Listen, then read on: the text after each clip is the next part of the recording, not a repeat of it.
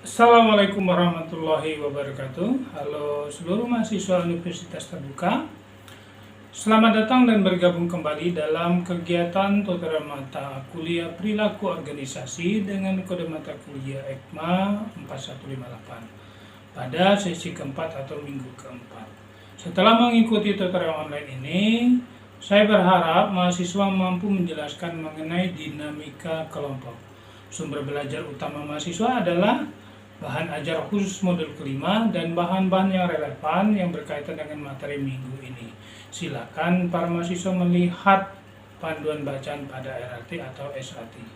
Di samping itu, saya berharap mahasiswa aktif mengikuti diskusi karena keikutsertaan mahasiswa dalam diskusi akan menentukan nilai akhir tutor.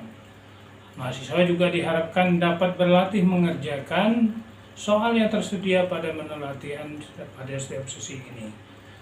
Demikian yang dapat saya sampaikan. Terima kasih atas perhatiannya. Sekali lagi saya mohon peran aktif seluruh mahasiswa baik dalam diskusi, mengerjakan tugas pada sesi ketiga kemarin, dan mengisi presentasi atau absen.